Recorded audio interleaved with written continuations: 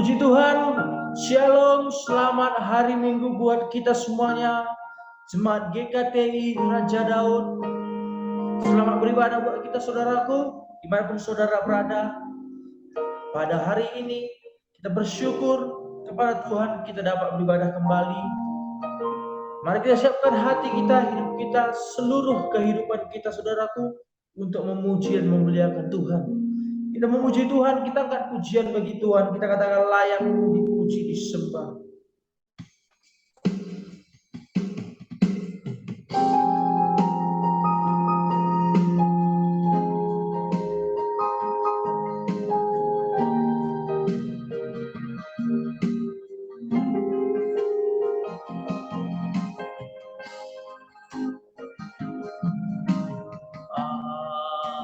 Semesta melukiskan kebesaran Tuhan, bumi dan surga menyanyikan kemuliaan nama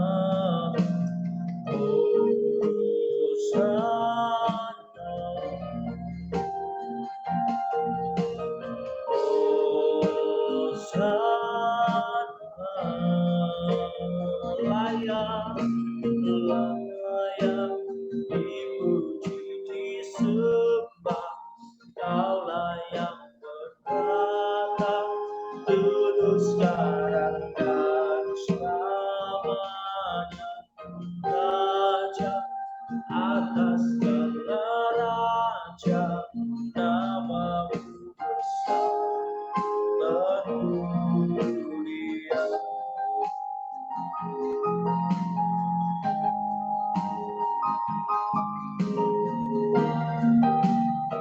Kita katakan dari awal alam semesta,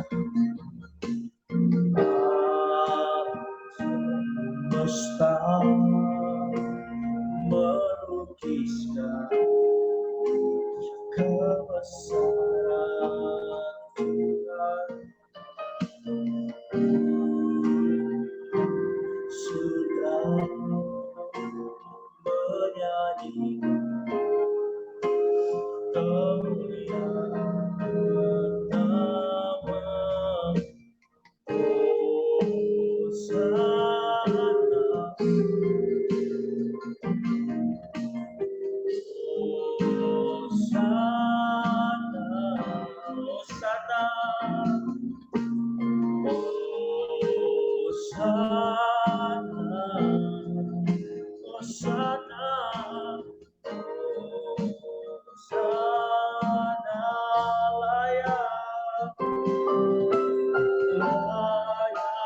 dipuji, disembah.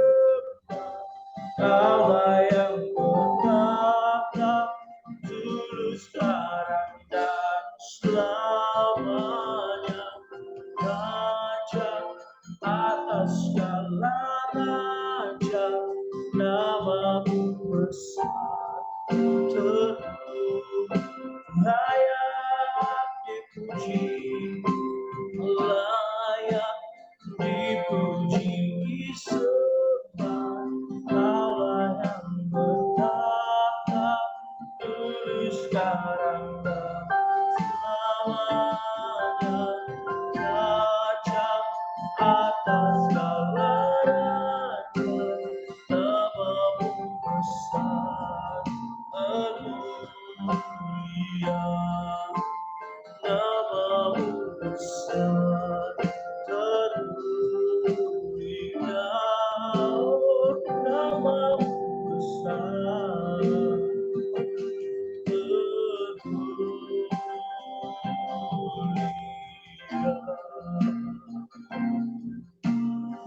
layak sembah.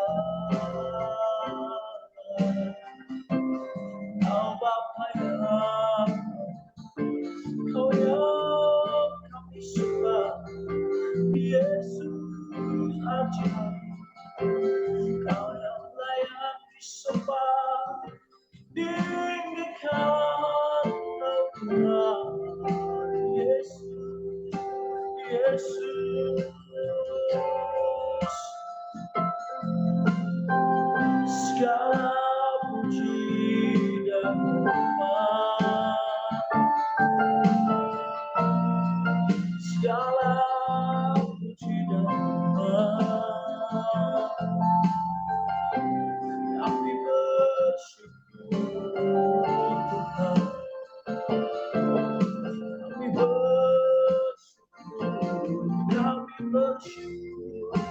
ku angkat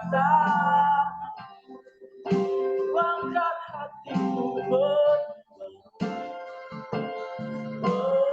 memuji-Mu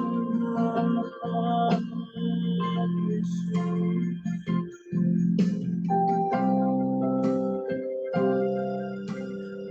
Layak dipuji disembah yang tak tulus dan selamanya. Raja atas segala raja, nama-Mu besar termulia, nama-Mu besar termulia, nama-Mu besar termulia.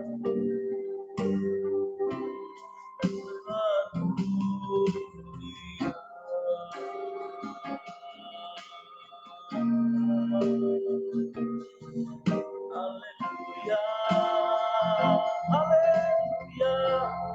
Terima kasih Tuhan. Kami bersyukur buat pagi hari ini ya Yesus. Mana Tuhan masih menolong kami, masih memberkati hidup kami ya Tuhan. Ini kami anak-anak-Mu ya Tuhan Yesus. Kami percaya Tuhan, dimanapun kami berada, kami dapat merasakan lawatan-Mu ya Bapa. Terima kasih Tuhan, kami serahkan ibadah ini ke dalam tangan-Mu ya Tuhan. Tutup bungkus kami dengan kuasa darah-Mu, sehingga ibadah yang kami lakukan berkenan di hadapan-Mu Tuhan Yesus. Meskipun kami melakukannya secara online Tuhan, kami percaya hati kami Tuhan Yesus tertuju kepadamu ya Bapa. Buat kebenaran firman-Mu yang akan ditaburkan bagi kami ya Tuhan, kiranya kami mendapat pesan yang baik, pesan yang dapat mengubah kami di tahun-tahun menjalani hari demi hari tahun ini ya Tuhan. Terima kasih Bapa, dari awal pertengahan hingga akhir kami serahkan ibadah ini dalam tangan-Mu. Dalam nama Tuhan Yesus kami berdoa dan kami bersyukur. Haleluya, bersama-sama kita katakan amin. Kita memuji Tuhan saudaraku. Kita katakan terpujilah nama-Mu Tuhan.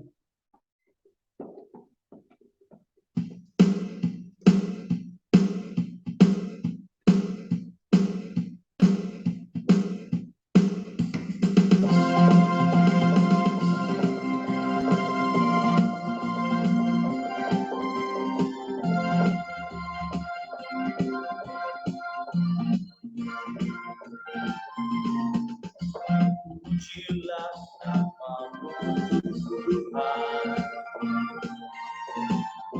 kuat dan penuh kemuliaan.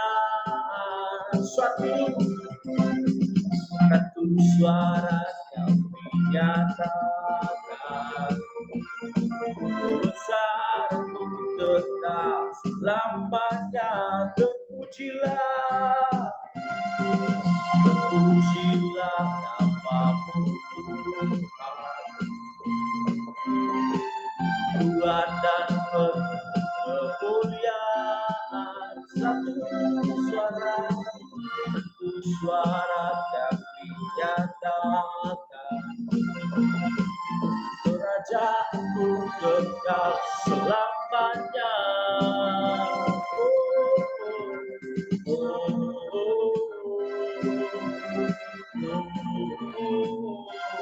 Kaulah Raja atas dunia, yang menghancurkan putih dan membebaskan jiwa. Kami bersorak berkepundangan, Engkau Tuhan percaya dan meminta untuk selamanya.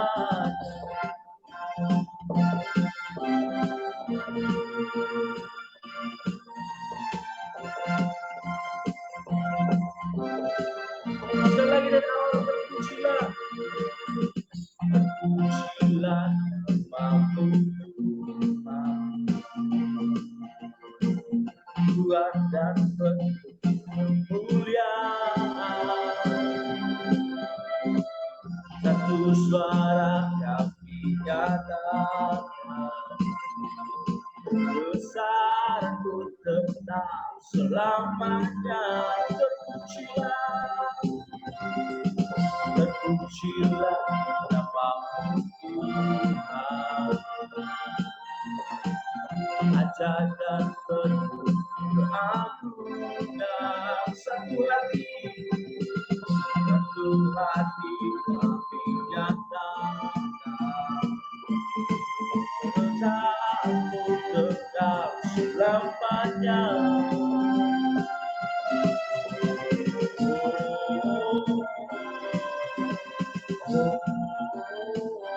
Engkau Raja atas dunia, yang menghancurkan kutuk dan membebaskan jiwa. Kami bersorak bertepuk tangan. Engkau Tuhan percaya dan beritahu untuk selama. Engkaulah Raja, Engkaulah Raja atas dunia. Kita bertepuk tangan. Yang menghancurkan kutuk dan membebaskan jiwa. Kami bersorak bertepuk tangan. Tuhan percaya dan beritahu untuk selamanya. Dan beritahu untuk selamanya. Dia terus memuji Tuhan. Jangan akan besarkan nama Tuhan.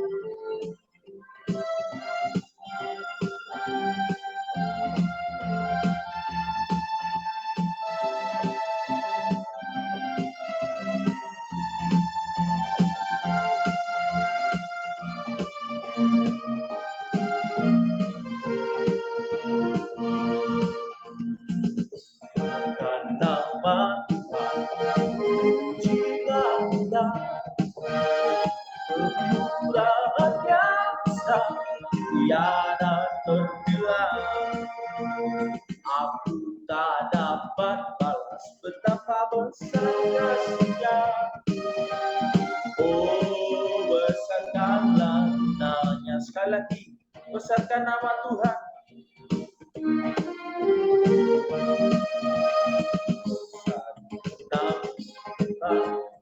Pujilah Dia, kemurahan-Nya besar, tiada terbilang. Aku tak dapat balas betapa besar kasih-Nya. Oh, besarkanlah namanya. Katakan, Tuhan yang ajaib, Tuhan yang ajaib, Tuhan yang besar, Tuhan yang menolong hidupku. Haleluya. Tuhan yang ajaib, Tuhan yang besar, jiwaku ditebus oleh-Nya. Tuhan yang ajaib, Tuhan yang ajaib, Tuhan yang kuasa, Tuhan yang menolong. Haleluya. Tuhan yang ajaib, Tuhan yang kuasa, jiwaku ditebus oleh-Nya. Jiwaku ditebus oleh-Nya. Jiwaku ditebus oleh-Nya.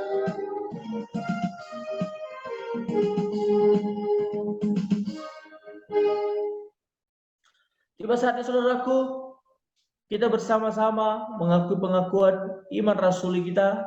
Bersama-sama kita katakan, aku percaya kepada Allah, Bapa yang Maha Kuasa, Khalik langit dan bumi, dan kepada Yesus Kristus, anaknya yang tunggal, Tuhan kita, yang dikandung daripada Roh Kudus, lahir dari anak darah Maria, yang menderita di bawah pemerintahan Pontius Pilatus, disalibkan, mati dan dikuburkan, turun ke dalam kerajaan maut, pada hari yang ketiga bangkit pula dari antara orang mati, naik ke surga, duduk di sebelah kanan Allah, Bapa yang Maha Kuasa, dan akan datang dari sana untuk menghakimi orang yang hidup dan yang mati.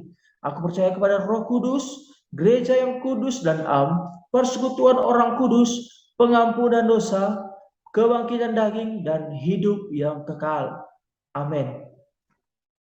Tiba saatnya saudaraku, kita akan mendengarkan firman Tuhan pada hari ini. Kita katakan, ku rindu setiap waktu hidupi kebenaran-Mu.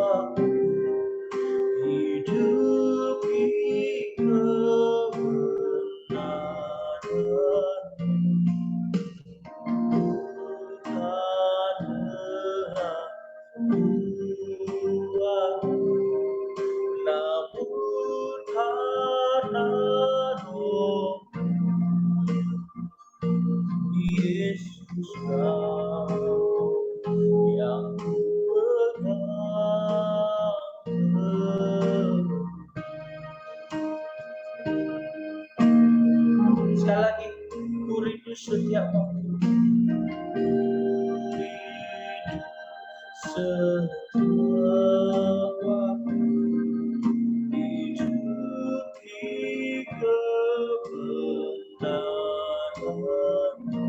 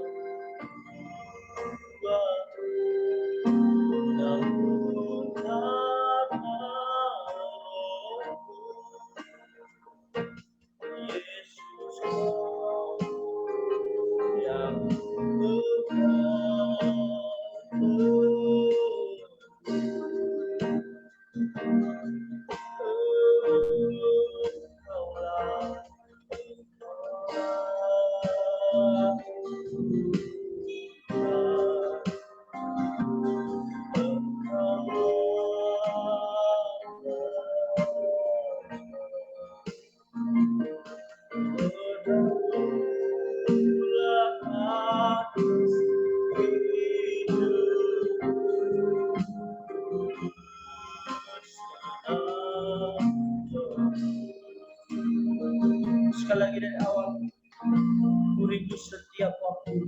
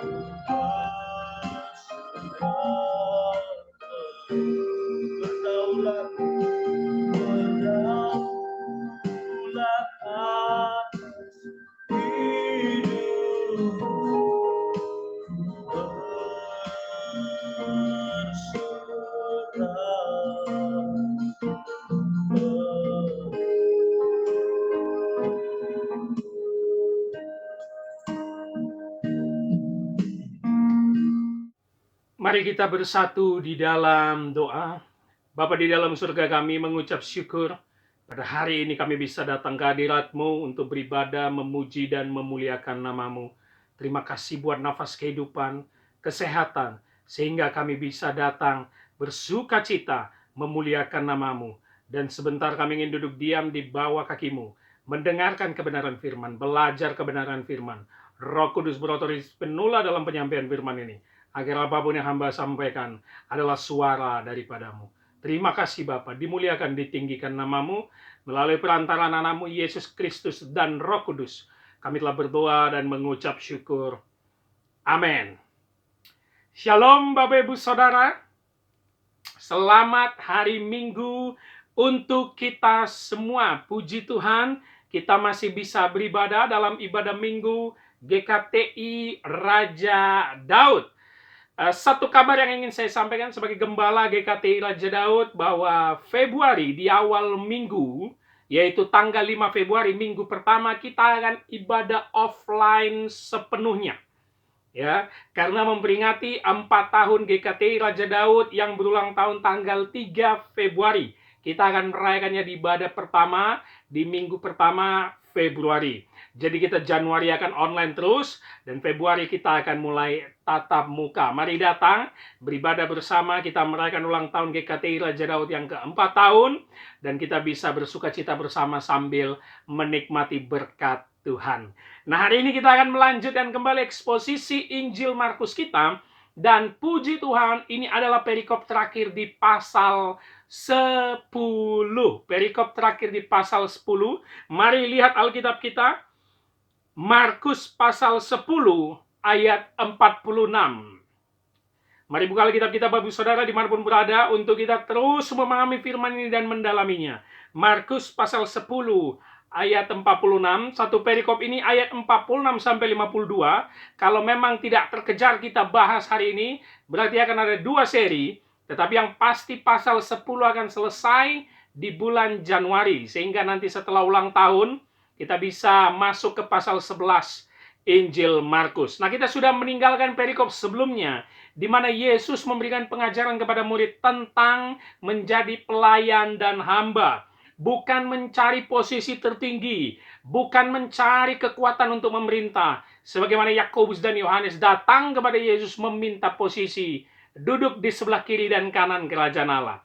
Dan di perikop terakhir ini, Yesus langsung memberikan satu contoh di depan mata murid-murid, yaitu dari satu pribadi yang sangat terkenal, namanya Bartimeus. Kalau kita lihat judul perikop yang diberikan LAI, Yesus menyembuhkan Bartimeus. Markus pasal 10 ayat 46 sampai 52. Ini kisah yang sangat terkenal. Saya yakin semua sudah pernah dengar, khotbah di gereja manapun sudah pasti dengar tentang Bartimeus. Hari ini kita akan mendalaminya. Mari kita mulai dari ayat 46-nya, Markus pasal 10 ayat 46. Kiranya semua mengikuti dengan serius. Saya bacakan untuk kita semua, Bapak Ibu Saudara. Lalu tibalah Yesus dan murid-muridnya di Yeriko, dan ketika Yesus keluar dari Yeriko bersama-sama dengan murid-muridnya, dan orang banyak yang berbondong-bondong, ada seorang pengemis yang buta, bernama Bartimeus, anak Timeus, duduk di pinggir jalan. Kita tahu ini adalah perjalanan menuju Yerusalem, di mana Yesus akan siap masuk ke dalam cawan penderitaan sampai nanti mati disalib menebus manusia berdosa. Kalau kita lihat pasal 11, sudah langsung jelas judul perikop, Yesus masuk ke Yerusalem dan dielu-elukan. Jadi ini adalah persinggahan terakhir sambil mereka jalan menuju Yerusalem dan harus melewati satu kota tertua yang sangat terkenal, yaitu Yeriko. Ya, kita sudah tahu cerita yang mulai dari Perjanjian Lama tentang Yeriko. Lalu dikatakan tadi di ayat 46, bersama-sama dengan murid-muridnya dan orang banyak yang berbondong-bondong. Jadi banyak sekali yang mengikuti Yesus. Kita sudah tahu dari pasal-pasal sebelumnya dia sudah sangat terkenal karena pengajaran dan banyaknya mukjizat yang dilakukannya, sehingga banyak sekali pengikutnya yang berbondong-bondong. Kalimat ini selalu digunakan Markus. Kita sudah melihatnya di berbagai pasal eksposisi. Berbondong-bondong, crowded. Jadi banyak sekali orang yang mengikuti walaupun motifnya tidak jelas. Dan lebih kebanyakan karena ingin melihat mukjizat, karena selalu ingin melihat sesuatu yang wah, bukan fokus kepada pengajaran Yesus. Lalu ada satu profil dikatakan di kalimat terakhir 46, ada seorang pengemis yang buta bernama Bartimeus, anak Timeus, duduk di pinggir jalan. Profil yang sangat jelas dijelaskan oleh Markus. Pengemis, buta. Waduh, itu tidak main-main Bapak Ibu Saudara. Pada budaya di zaman Yesus, itu adalah orang terpinggir, terkucilkan, paling berdosa, dan kena kutuk Allah. Nah itu dia itu. Pengemis, buta lagi. Bartimeus, anak Timeus, di pinggir jalan. Jelas, pengemis di pinggir jalan. Bahkan dia harus menjauh sedikit dari orang-orang, tetapi dengan meminta-minta dari orang yang lewat di sekitarnya. Karena mungkin dia dianggap najis. Buta adalah sesuatu yang diyakini orang Yahudi, kutukan dari Allah. Kita teringat saat Petrus bertanya kepada Yesus saat dia melihat ada seorang yang buta, dosa siapakah ini? Dosa dia atau dosa orang tuanya? Tetapi Yesus bilang tidak. Pekerjaan Allah dinyatakan kepada dia. Dalam mindset orang Yahudi, buta itu adalah kutukan dari Allah. Ini orang berdosa sekali. Begitu. Jadi dari profil ini kita melihat Bartimeus adalah orang yang hopeless, miskin, terkucilkan, tidak memiliki siapa-siapa. Dia hidup hanya dari cara mengemis di pinggir jalan, menerima belas kasihan orang. Padahal banyak pasti yang tidak akan berbelas kasihan karena dia dianggap orang yang terkutuk. Itulah singkatnya profil tentang Bartimeus. Perhatikan ayat 47 Bapak Ibu Saudara. Ketika didengarnya bahwa itu adalah Yesus orang Nazaret, mulailah ia berseru, Yesus anak Daud, kasihanilah aku. Bacanya harus gitu Bapak Ibu Saudara, karena memakai tanda seru. Perhatikan kembali 47-nya. Yesus anak Daud, kasihanilah aku. Waduh. Dari profil A46, kita akan melihat siapa sebenarnya Bartimeus di ayat 47. Perhatikan kembali 47. Begitu Yesus masuk dan berjalan, pasti itu berbondong-bondong, desak-desakan, ya, dorong-dorongan, karena semua ingin melihat Yesus.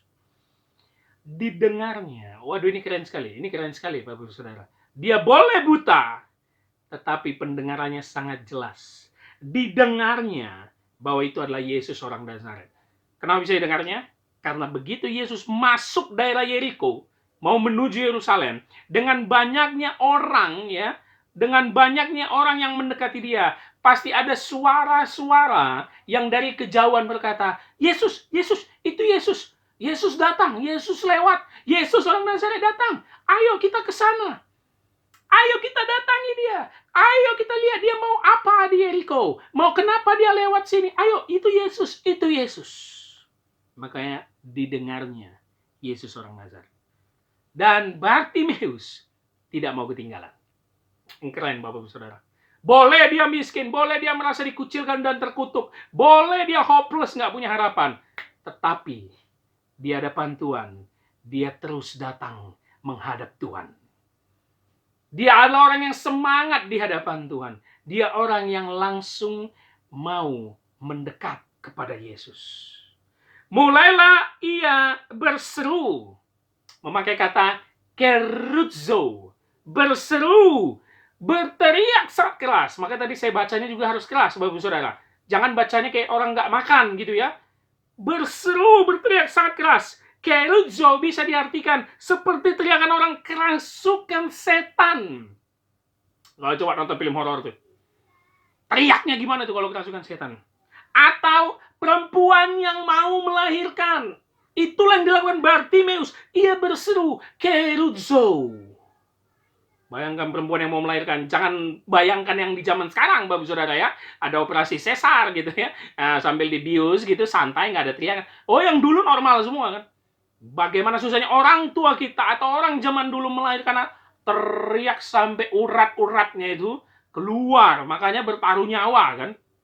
Itulah teriakan yang dilakukan Bartimeus. Apa yang dikatakannya? Yesus anak Daud. Stop dulu.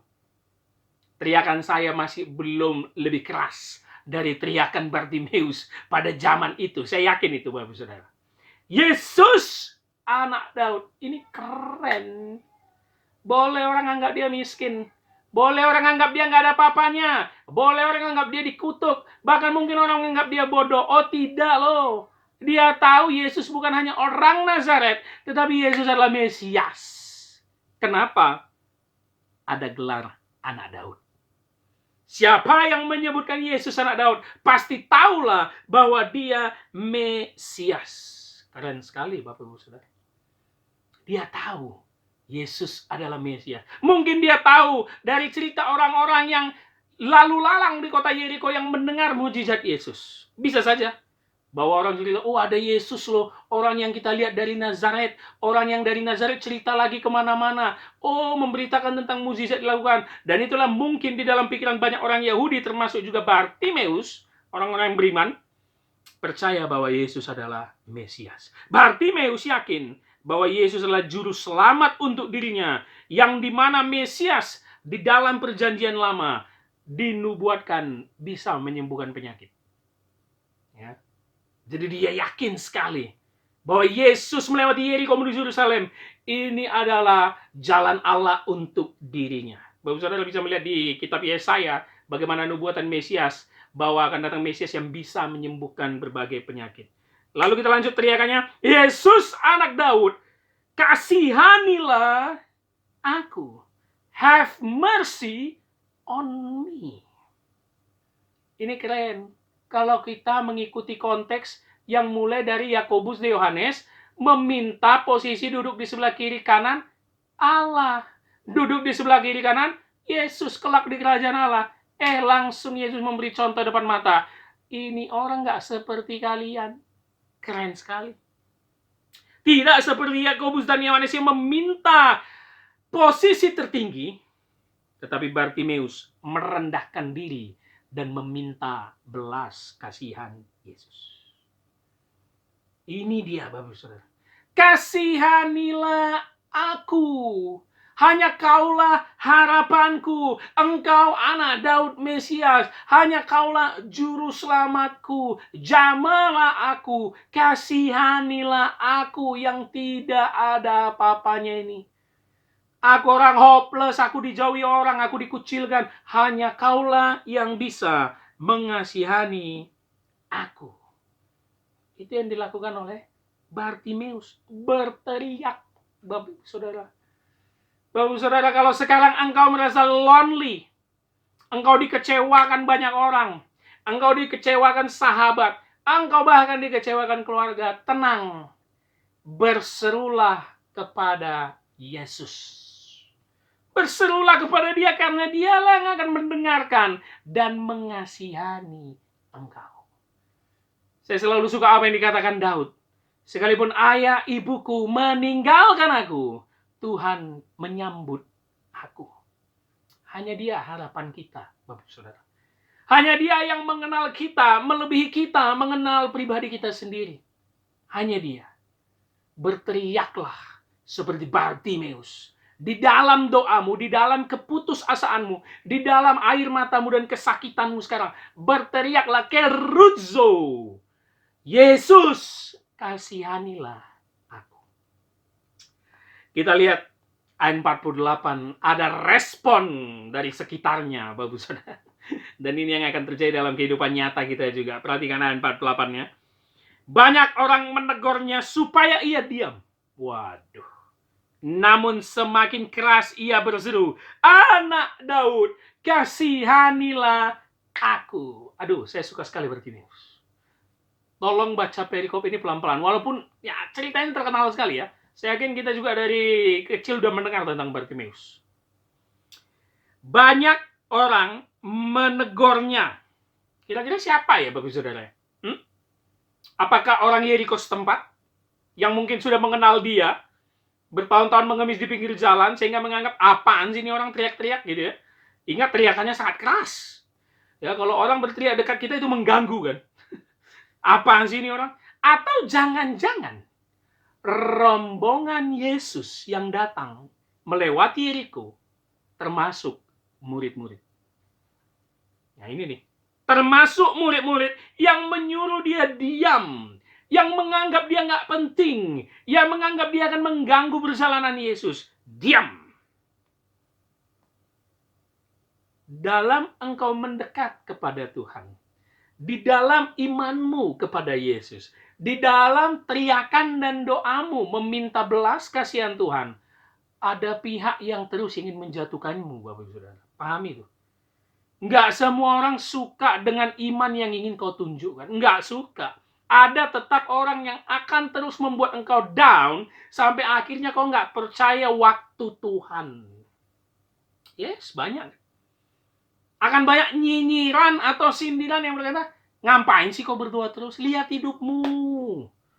Kau sudah ditinggalkan Tuhan. Engkau disakiti terus. Engkau gagal terus. Usahamu hancur terus. Keluarga dan perkawinanmu berantakan terus. Apa sih yang kau cari ke gereja? Ngapain sih ikut pendalaman Alkitab? Ngapain sih ikut doa-doa terus? Akan ada yang akan seperti itu. Menyuruh kita diam. Gak guna. Ngapain teriak sama Tuhan? Yang penting kerja, usaha. Gitu ya. Ngapain? Gak usah sosok orang sok suci deh. Gak usah sosok paling beriman deh. Gitu kan. Akan ada orang-orang seperti itu. Bahkan orang-orang terdekat. Bahkan orang-orang satu gereja. Bahkan orang-orang dalam keluargamu. Ada. Saya mau ingatkan buat anak-anak muda, khususnya anak muda GKTI Rajarot, jangan terpengaruh. Mau itu kakakmu, mau itu keluargamu, kalau engkau serius melayani Tuhan dan hidupmu benar, jangan pernah mundur. Walaupun keadaanmu sekarang susah, jangan pernah mundur. Tidak ada orang melayani Tuhan, membuat hidupnya hancur dan berantakan. Nggak ada itu kalau engkau serius pelayanan Tuhan. Jangan dengarkan. Dan apa yang dilakukan Bartimeus? Semakin keras ia berseru. Ini keren. Kerudzo yang pertama saya sudah sangat keras. Di ayat ini ditambahkan kalimat apa? Semakin keras, double teriakannya, Bapak Saudara. Orang yang di sebelahnya mungkin udah merasa nggak nyaman dengan teriakan dia. Sekarang, setelah dia disuruh diam dan ditegur, Bartimeus nggak peduli. Semakin keras dia berkata, Anak Daud, kasihanilah aku. Oh, keren sekali. Semakin keras. Kenapa? Dia fokusnya Yesus, bukan omongan orang. Kenapa kayaknya pelayananmu gagal? Kenapa kayaknya imanmu makin mundur? Kok fokusnya omongan orang sih? Nggak Yesus. Gagal fokus. Ketika orang bilang, apaan tuh? Gagal kan hidupmu? Gitu-gitu aja. Lihat temanmu yang sangkatanmu udah berhasil. Kau gitu-gitu aja. Udahlah, nantilah melayani Tuhan. Ngapain sih? Ngapain sih melayani Tuhan? Nanti aja, nggak usah. Fokus aja dulu. Ikuti gaya temanmu itu yang berhasil. Kerja, sukses, banyak uang, bisa beli mobil, bisa beli rumah, nabung, investasi, kawin, punya anak. Kan enak. Ini, aduh, ngapain sih melayani Tuhan? Akhirnya kau fokus omongan temanmu. Mikir. Iya juga ya. Aku pelayanan gini-gini terus. Malah menyita waktuku. Malah menyita pekerjaanku. Malah menyita semua kesukaanku, hobiku. Padahal uang juga nggak ada dari pelayanan. Capek iya, habis tenaga, habis pikiran. Iya juga, bener kau. Lah, itulah yang terjadi banyak anak muda di zaman sekarang, khususnya kota besar. Pelayanannya panas-panas teh ayam. Ada masalah sedikit, diomongin temannya, diomongin keluarga, keluar dari pelayanan, gak ada kasih kabar. Bikin malu. Bikin malu.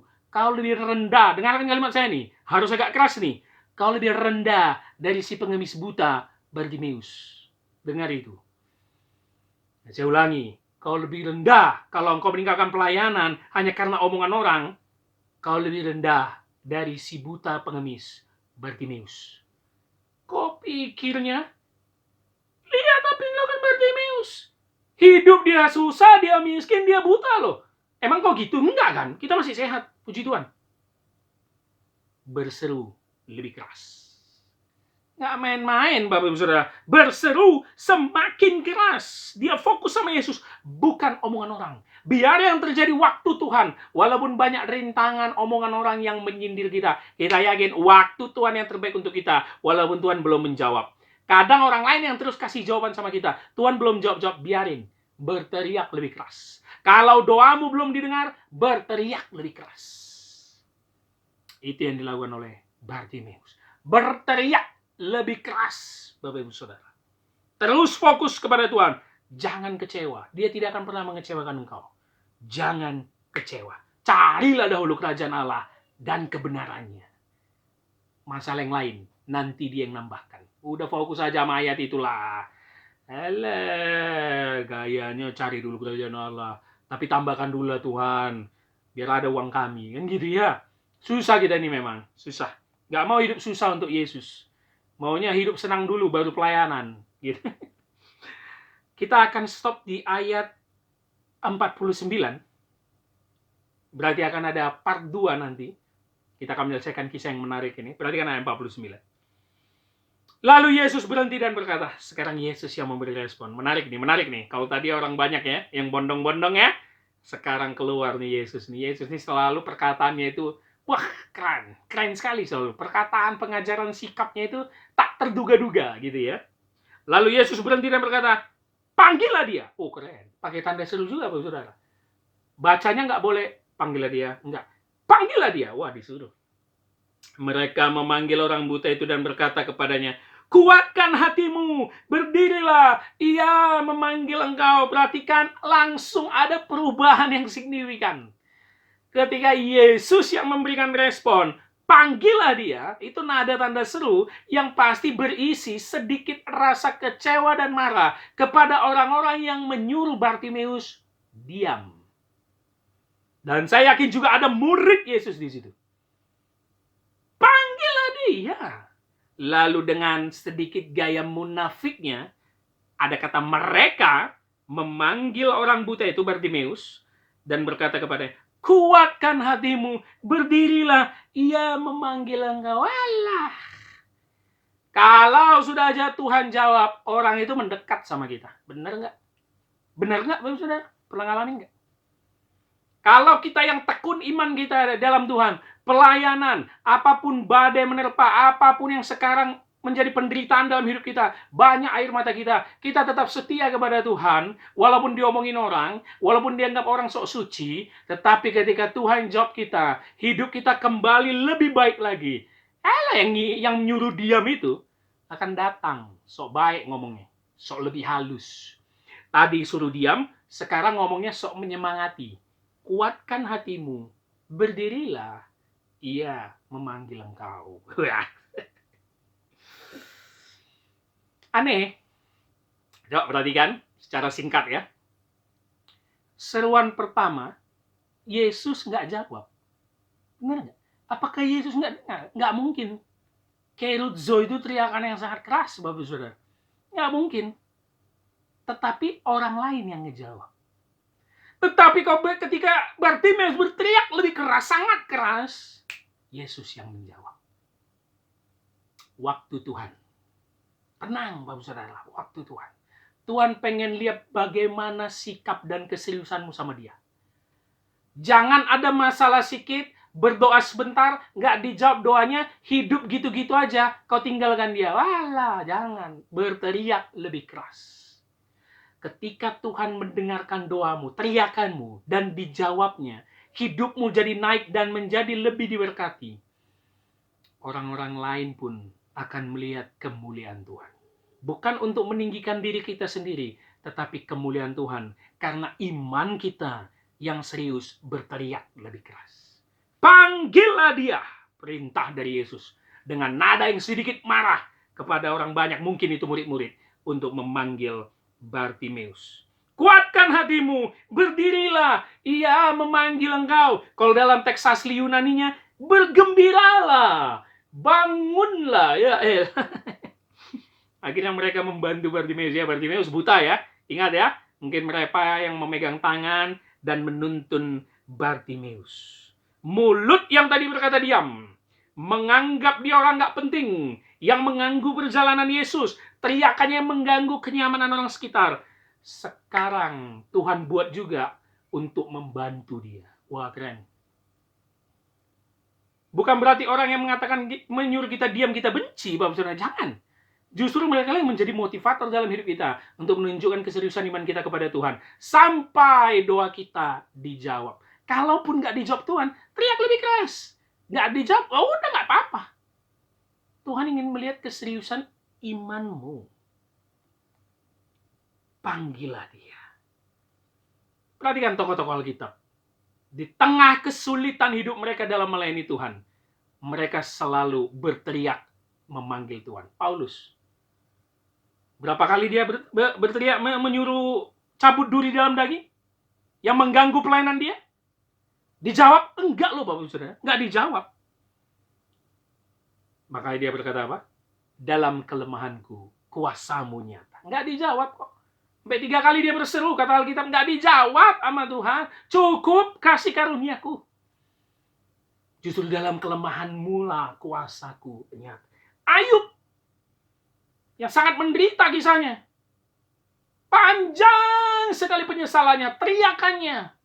Tapi dia tekun terus, walaupun di dalam teriakannya dia sedih. Mungkin ada sedikit protes kepada Tuhan, tapi dia tekun terus. Bahwa Tuhan tidak mungkin memperlakukan aku sebagai orang berdosa. Enggak, dia tekun, dijawab. Tekun, berteriak ke hadapan Tuhan. Kita menjadi teladan seperti Bartimeus. Ini keren. Di dalam kekuranganmu, di dalam segala hal yang mungkin kau tidak lebih hebat dari orang lain.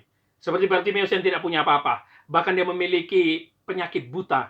Tetapi dia dipakai menjadi teladan untuk orang sekitar. Sampai orang sekitar berkata, bergembiralah, bangunlah untuk menghadap dia. Berteriaklah lebih keras Bapak Ibu Saudara. Sampai imanmu semakin kuat. Dan sampai doamu dijawab Tuhan. Kita akan melanjutkan ayat 50 sampai 52 di dalam minggu-minggu di bulan Januari ini untuk menyelesaikan pasal 10. Puji Tuhan, kita akan menyelesaikan pasal 10 yang cukup panjang.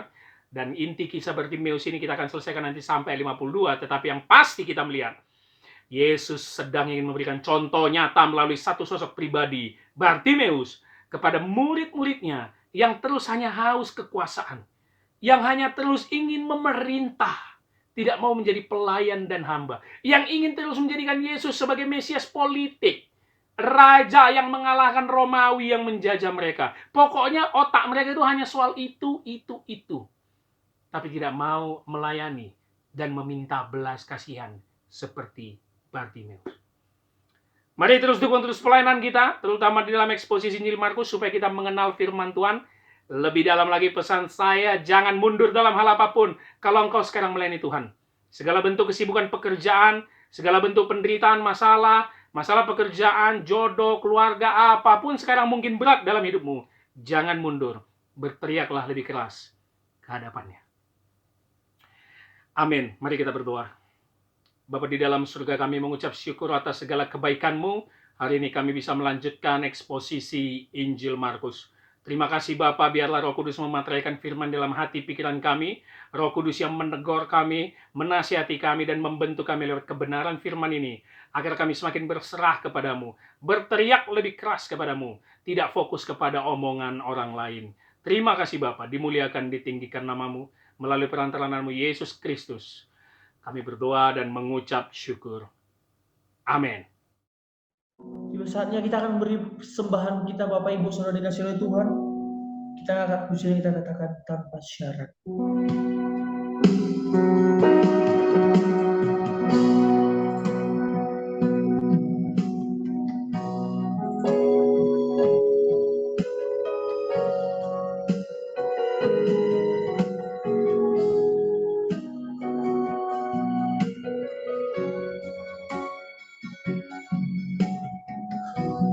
Tak menyerah walau keadaanku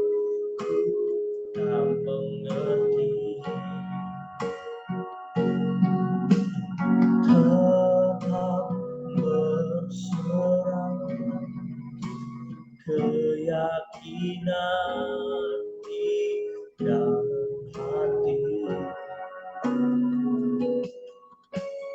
Rencana yang terbaik,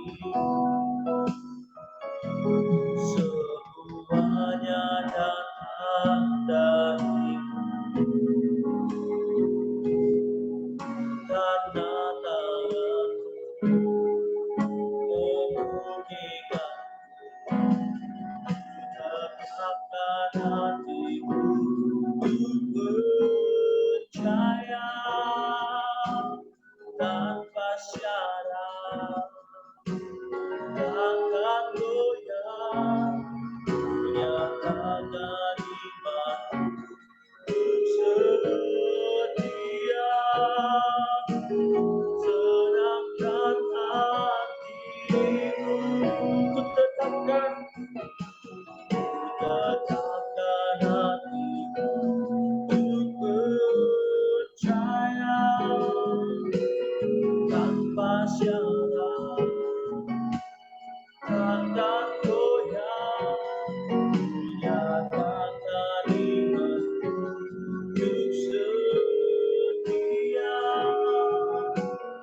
senangkan hatimu, senangkan hatimu, senangkan hatimu, senangkan hatimu. Untuk mereka saya sangat berdoa kepada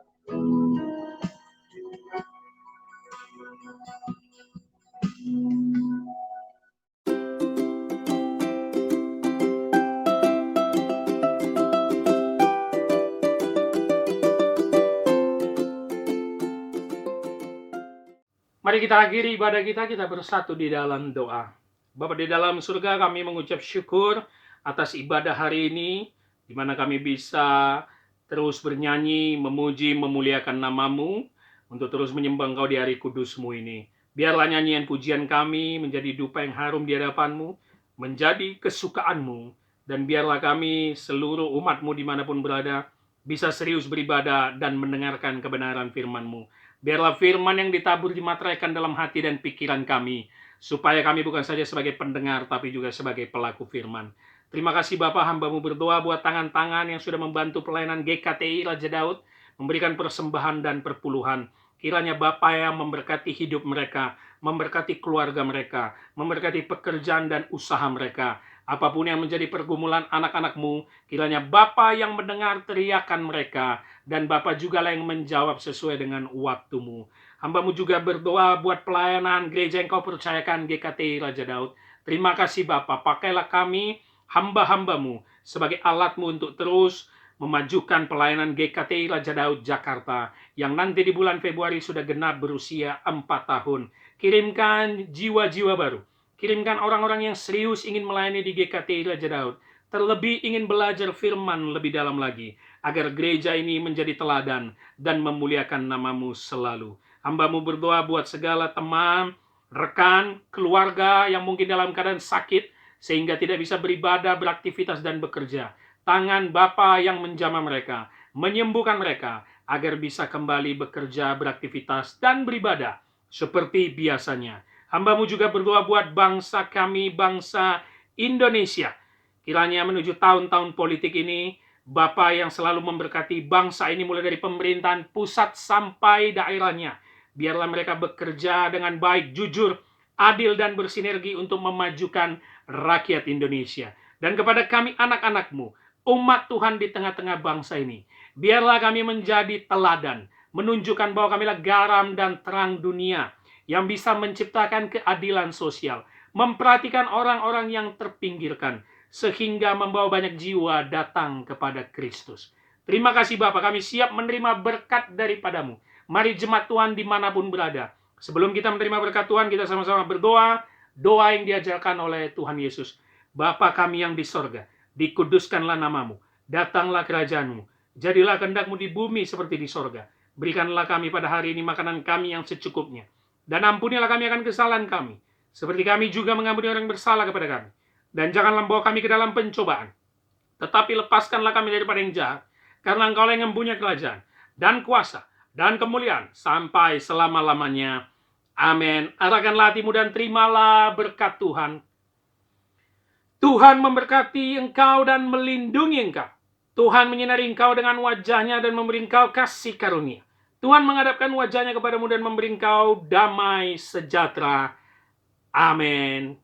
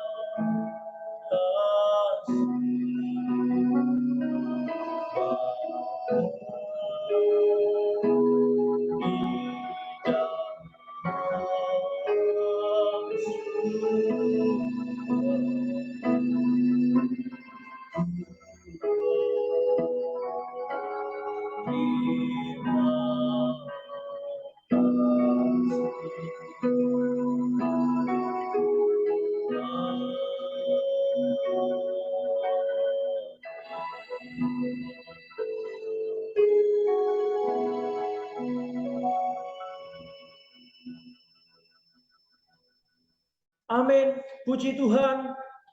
Demikian rangkaian ibadah kita pada hari Minggu ini, saudaraku.